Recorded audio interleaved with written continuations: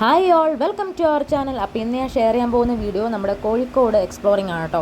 അതായത് ഞങ്ങൾക്കൊരു കല്യാണം ഉണ്ടായിരുന്നു കോഴിക്കോട്. അപ്പോൾ ഞങ്ങളിവിടുന്ന് തലേ ദിവസം പോയി, ശനിയാഴ്ച രാവിലെ പോയി. എന്നിട്ട് കോഴിക്കോട് ജസ്റ്റ് ഒരു വൺ ഡേ എന്തൊക്കെ എക്സ്പ്ലോർ ചെയ്യാൻ പറ്റുമോ അതൊക്കെ എക്സ്പ്ലോർ ചെയ്തു.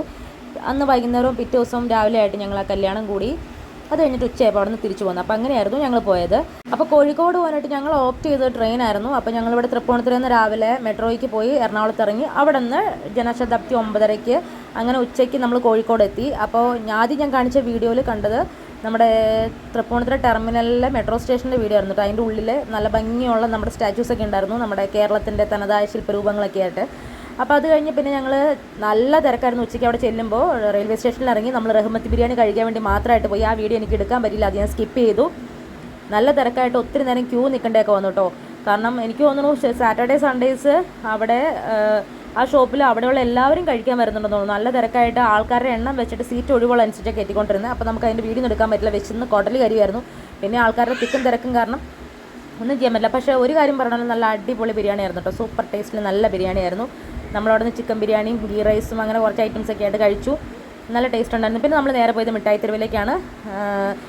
നമ്മൾ എറണാകുളംകാർക്ക് അവിടെ ചെല്ലുമ്പോൾ വലിയ പ്രത്യേകത തോന്നില്ല. കാരണം നമ്മൾ നമ്മുടെ മറൈൻ ഡ്രൈവിലൊക്കെ പോകുന്ന പോലെ ആ ഒരു ഫീൽ തന്നെയായിരുന്നു ഞങ്ങൾക്ക് അവിടെ ചേർന്നിട്ടുള്ളത്. കാരണം പ്രത്യേകിച്ച് നമ്മൾ മറൈൻ ഡ്രൈവിൽ പോകുമ്പോൾ കാണുന്ന പോലെ തന്നെ ബ്രോഡ്വേയിൽ അതുപോലെ തന്നെ പല പല ഷോപ്സ്, പല പല ഇട റോഡുകൾ, അതിനകത്തൊക്കെ ഷോപ്സ് എല്ലാം കുറഞ്ഞ റേറ്റിൽ കിട്ടുന്ന അങ്ങനെയൊക്കെ ആയിരുന്നു കേട്ടോ. അതിനകത്ത് എനിക്ക് വലിയ സ്പെഷ്യാലിറ്റി ഒന്നും തോന്നിയില്ലായിരുന്നു. അതുകൊണ്ട് കുറച്ചുകൂടി നമ്മൾ ഉള്ളിലേക്ക് പോകുമ്പോഴത്തേക്കും നമുക്ക് ഇതുപോലെ ഹൽവക്കടകൾ നന്നായിട്ട് കാണാം കേട്ടോ. നമ്മൾ കോഴിക്കോട് പോകുന്നതിന് ഇത് ഹൽവയൊക്കെ മേടിക്കാനൊക്കെയാണല്ലോ, നാട്ടിലേക്ക് വല്ലതും കൊണ്ടുവരണമല്ലോ കോഴിക്കോട് എക്സ്പ്ലോർ ചെയ്തതിൻ്റെ ഭാഗമായിട്ട്.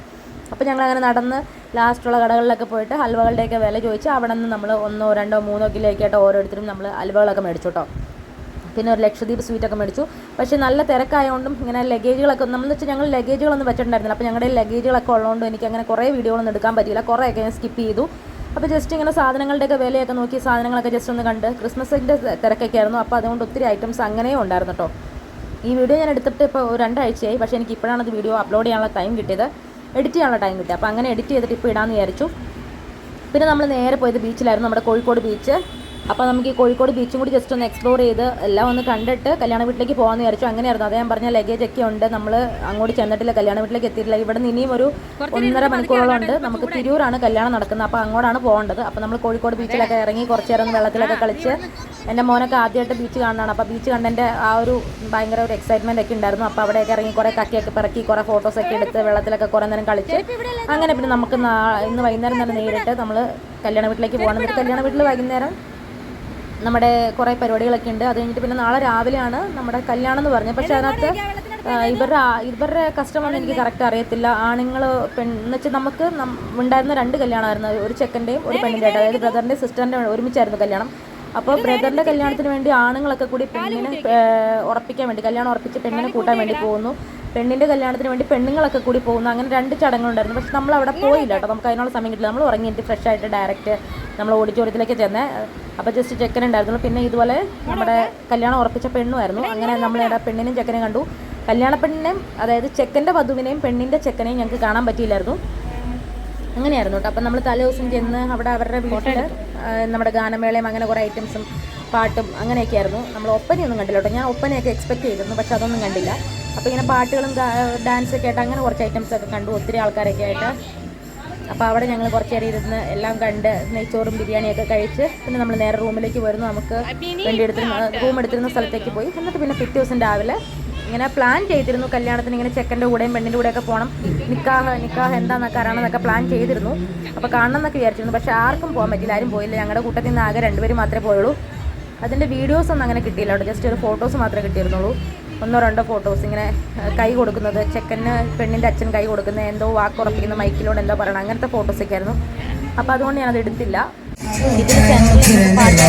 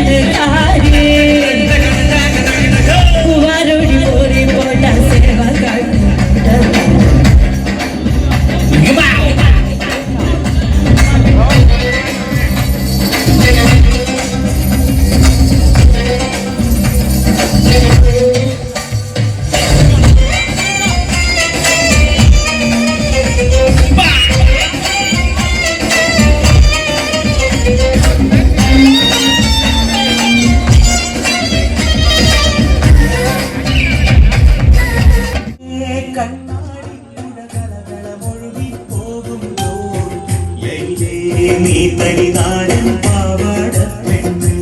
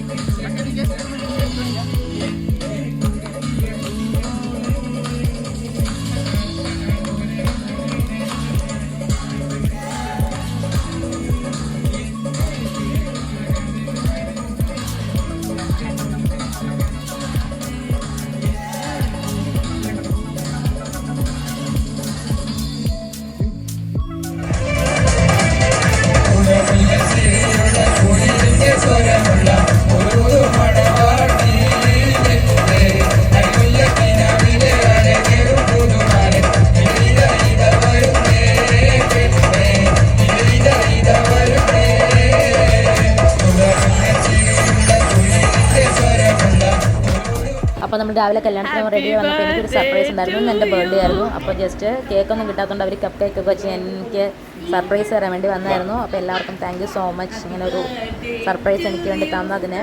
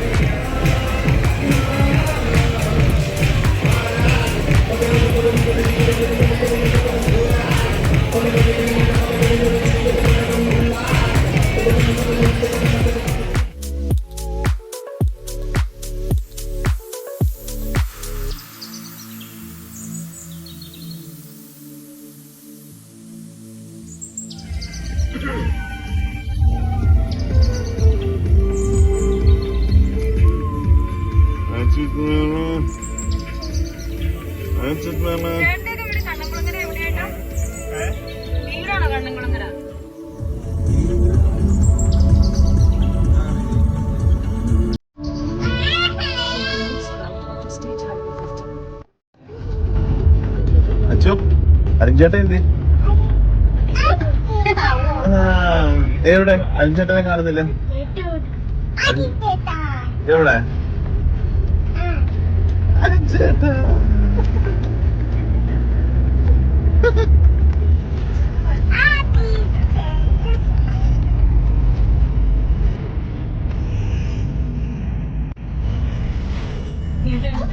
അപ്പോൾ വീഡിയോ കണ്ട് ഇഷ്ടമാണെങ്കിൽ തീർച്ചയായിട്ടും ലൈക്ക് ചെയ്യണം, ഷെയർ ചെയ്യണം, സബ്സ്ക്രൈബ് ചെയ്യണം. ചാനൽ ആദ്യമായിട്ടാണ് ബെല്ലൈക്കണോട് തരണം. എങ്കിലാണ് ഞാൻ ഇതിൻ്റെ വീഡിയോസൊക്കെ നിങ്ങൾക്ക് ഓൾട്ടർനേറ്റ് ആയിട്ട് കാണാൻ പറ്റുള്ളൂ. അപ്പോൾ ഇതുപോലെ നല്ല വീഡിയോ ആയിട്ട് വീണ്ടും കാണാം. അതുവരേക്കും ബൈ ബൈ.